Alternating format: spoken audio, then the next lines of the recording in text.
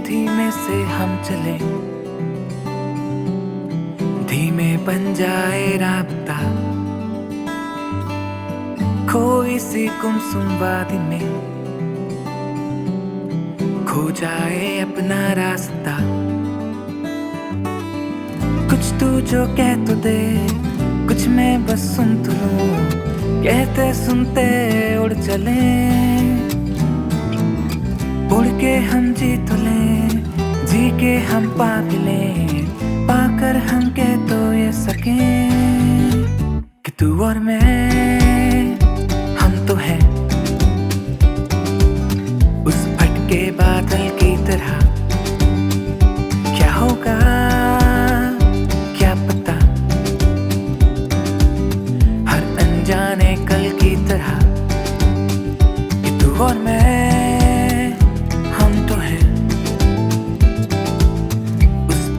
बादल की तरह। क्या होगा क्या पता, हर अनजाने कल की तरह।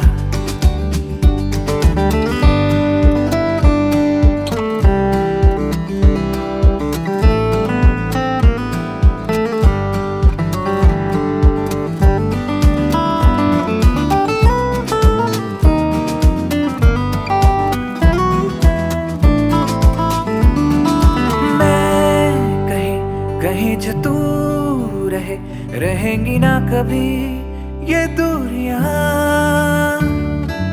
दिल मेरा तुझसे है यूं जुड़ा, जुड़े है साहिल से जैसे नदियां। कर अपने रास्ते आखिर में ना मिले, फिर भी क्या संग रह पाएंगे।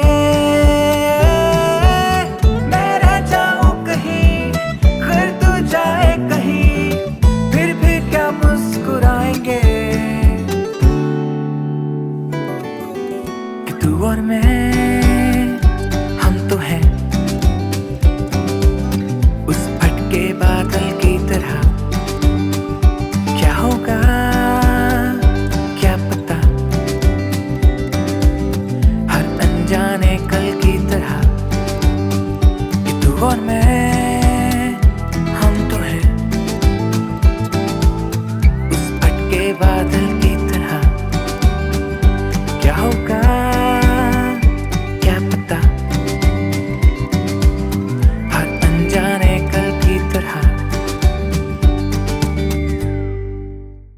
બધાને દર્શનની તણ હતી, પણ મને ઘરેથી નીકળે ને તે ખાવાની તણ હતી.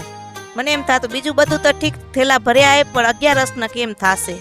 પણ ત્યાં તો એથી ગોવિંદભાઈ ગોરસિયા ને એને ક્યાંક ઓળખાણ, એટલે એને ક્યાંક ડોનેટ કર્યું, ત્યાંથી ખબર પડી કે અહીંયા તો લક્ષ્મીનારાયણ દેવ તાબાનું મંદિર એમ. એટલે એને તરત અમને ફોન નંબર દીધા. પછી ભગતનો અમારો બહુ મેળાપ થયો અને અમને બહુ સરસ જમવાનું બનાવી દીધું. અને ત્યાં જ્યાં જ્યાં તીર્થે કેટલા એ તીર્થનો મહિમા પણ અમને કઈ બતાવ્યો. એટલે એ બહુ મજા આવી.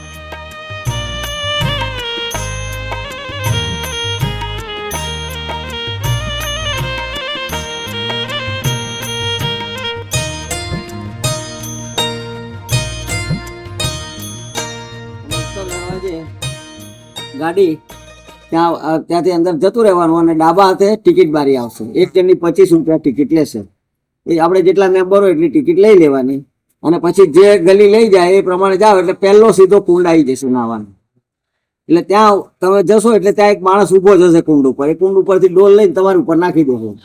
એ નાખે એટલે પછી તરત બાજુમાં બીજો કુંડ હશે, બીજા કુંડમાં જવાનું. એવી રીતે 22 કુંડનું સ્નાન અલગ અલગ છે. એમાં 7 નંબરનો કુંડ આવશે માધવરાય તીર્થ. માધવરાય તીર્થની અગત્યતા એ છે કે કૃષ્ણ ભગવાને કંસનો વધ કરી અને મામાનો જે વધ કર્યો એની હત્યાનું જે પાપ લાગ્યું છે એને પાપના પ્રાયશ્ચિત માટે કૃષ્ણ ભગવાન ત્યાં સ્નાન કરવા માટે આવ્યા. પછી બીજા બધા છે. અને છેલ્લો 22 નંબરનો કુંડ કોટી તીર્થ કહેવાય, એનું નામ છે. એ કુંડમાં 3 ભગવાને સ્નાન કર્યું, વર્ણિરાજ, કૃષ્ણ ભગવાન અને રામ ભગવાન. એ રામ ભગવાન, કૃષ્ણ ભગવાન ને વર્ણિરાજ. વર્ણિરાજ એનું નામ કોટી તીર્થ એટલે કેમ છે, શ્રીજી મહારાજે આરતીમાં કીધું છે, નિત્ય નિત્ય નવતમ લીલા કરતા અવિનાશી, 68 તીર્થ ચરણે કોટી ગયા કાશી. કોટી એટલે આપણે કરોડો સમજીએ, પણ કરોડો નહીં, આ કોટી તીર્થનું નામ દીધું છે. ઓ બરાબર.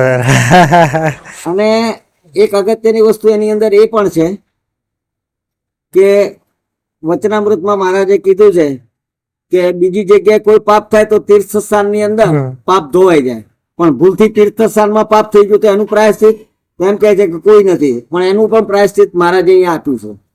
આ 22 કુંડનું સ્નાન કરો ને એટલે એ પાપે તમારું ધોવાઈ જાય. બરાબર. પછી શરૂઆત આગળ બીજા નવા પાપની કરવી ન કરવી આપણા હાથમાંથી. 22 કુંડ પછી હા, 22 કુંડનું સ્નાન કરી અને પછી ત્યાંથી તમે આગળ નીકળો, ત્યાં કપડા ચેન્જ નું છે જગ્યા. એ કપડા ચેન્જ ની જગ્યા કપડા ચેન્જ કરી અને પછી સીધું મેઇન મંદિરમાં આવી જવાનું દર્શન કરવા માટે. દર્શન કરી મુખ્ય શિવલિંગના દર્શન કરીને પ્રદક્ષિણામાં પાછળ ફરવાનું. પાછળથી પ્રદક્ષિણા કરી અને બહાર આવશો એટલે તરત બાજુમાં બીજું શિવલિંગ છે જે વિશ્વનાથ લિંગ કહે છે. એ વિશ્વનાથ લિંગના દર્શન કરવાના. એની જગ્યાથી બહાર નીકળો એટલે ડાબા હાથે હનુમાનજીનું મંદિર આવે છે. બરાબર. એ હનુમાનજીના મંદિર, એના હનુમાનજીના દર્શન કરવાના. અને એની પાછળ એક બીજું શિવલિંગ છે, આત્મલિંગ કહેવાય. એ વિશ્વનાથ લિંગ અને આત્મલિંગ એ કૈલાસમાંથી હનુમાનજી લઈને આવ્યા. બરાબર. અને મુખ્ય જે આપણે શિવલિંગ છે એ સીતાજીએ દરિયાની રેતીમાંથી બનાવેલું, એ પાર્થિવ શિવલિંગ છે. એટલે આ 3 શિવલિંગના મંદિરમાં અગત્યની વસ્તુ આ 3ના દર્શન કરવાના.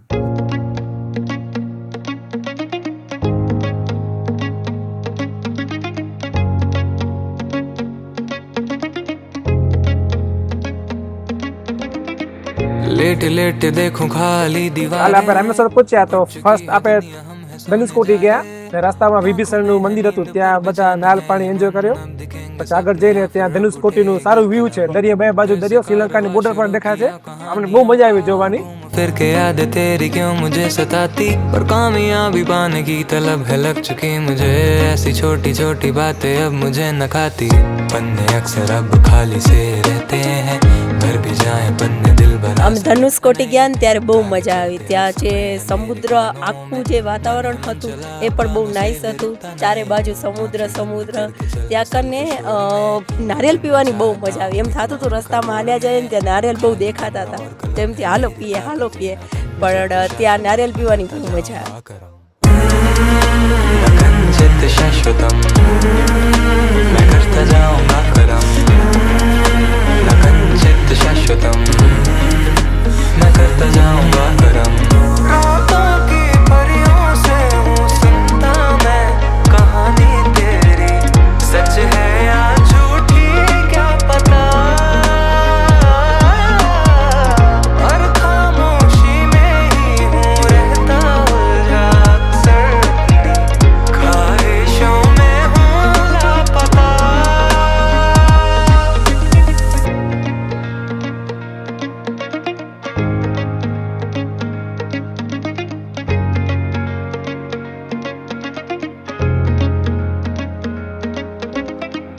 बीत रहा समय है जैसे बहता पानी, जी रहा हूँ मैं सुना किचन कहानी, होते हैं दीवारों के भी कान, लोग कहते सुनो संघर्ष के किस्से मेरे कमरे की जुबानी, खामियों को लेके जेब में मैं अपने हूँ इस तलाश में जो समझे मेरे सपने, ना अंत की खबर और ना अनंत की फिक्र है, जाना इतना ऊपर जहाँ किसी का ना जिक्र है, भर चुके हैं पन्ने सोच हो चुकी है सुन, रात काली आंख लाल चल रही है धुन, सूखी जा रही कलम है मेरी जिंदगी की, समय है आ चुका मुसाफिर है तू रास्ते चुन, आंखें बंद करके चल हसल के शोर में, पर बनना चाहता हूँ एक मैं उन करोड़ में, खाली कमरा और कलम है मेरी ताकत, ना कंचित शाश्वतम मैं करता जाऊंगा करम, न कंचित शाश्वतम मैं करता जाऊंगा करम, न कंचित शाश्वतम.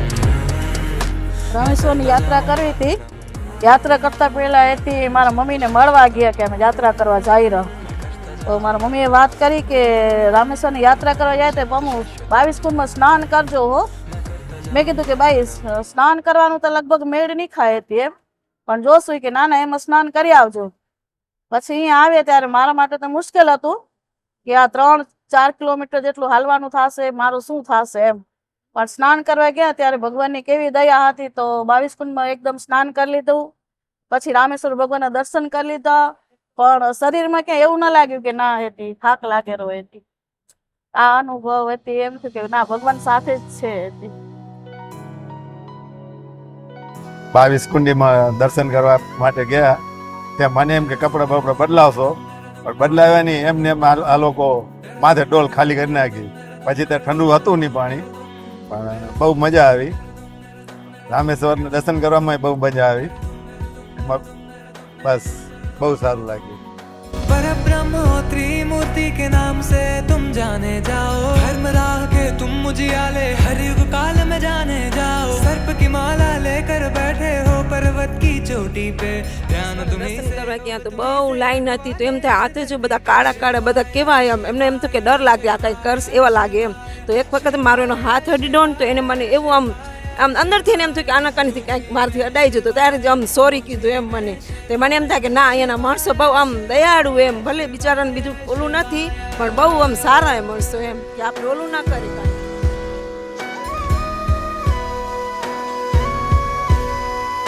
निर्गुण तत्वों के तुम हो मालिक पर रहते हो निराकार, भूख प्यास भी मिट गई है કુંડમાં 22 કુંડમાં નાવાની ટિકિટ તો લીધી. હું તારા બાપુજીને પૂછતી હતી કે ગરમ પાણી હશે નકુ મને ઠંડી પડશે, મને તાવ આવી જશે. પણ અમે કુંડમાં નાવા ગયા તો બધા કુંડના અલગ અલગ અનુભવ થયા. કોઈકમાં ઠંડુ હતું, કોઈકમાં ગરમ હતું, કોઈકમાં મીઠું હતું, બધા અનુભવ થયા. બહુ મજા આવી અમને, બહુ મજા. 22 કુંડ દર્શન કરવા ગયા. બધા કુંડ નામ જુદો જુદો હતો ને એમાં એક માધવ કુંડ હતો. કૃષ્ણ ભગવાને કંસને માર્યો ત્યારે મારીને પછી એમાં સ્નાન કર્યું હતું. એ કુંડ અમે નાહ્યા ને પાણી બહુ મીઠું હતું. और ध्यान में तुम रमे,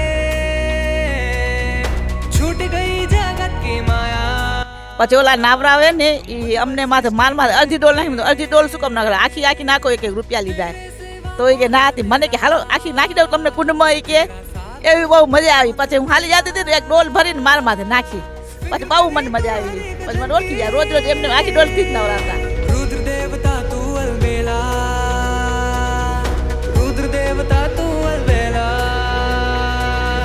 रूप रूप में आते हो और दे जाते हो ज्ञान, जग की माता पार्वती और गजानना संतान, नटराजा बन तांडव करते रहते शंभुनाथ, साथ निभाता कोई न जग में. ઇવન રામેશ્વર જે મેઇન મંદિર છે એમાં શંકર ભગવાનના દર્શન કરવા જતા હતા ત્યારે લાઈન બી એટલી બધી હતી નહીં. અને મને એવું લાગ્યું કે મારા હસબન્ડ જિગ્નેશ એ દર્શન કર્યા વગર પાસ થયા એમ. તો મેં એને જસ્ટ કીધું કે તમે દર્શન કર્યા. પછી પૂજારી પોતે સમજી ગયા અને એ પણ એનું જિગ્નેશનું માથું પકડી અને દર્શન કરાવ્યા કે દર્શન કરો પહેલાં પછી ત્યાંથી ને પાસ થાવ એમ. એટલે એવું એ નહોતું કે તમને જલ્દી કરાવતા હતા, દર્શન કરાવીને પછી પાસ કરે એમ. મારો અનુભવ કે મને 12 જ્યોતિર્લિંગમાંના રામેશ્વર મંદિરમાં જે જ્યોતિર્લિંગ છે મહાદેવ સ્વામીનું મંદિર, એમાં દર્શન કરવાની બહુ મજા આવી ને આખી લાઈફ ટાઈમ મારા અંતરમાં રહેશે એ જ્યોતિર્લિંગ. Thank you.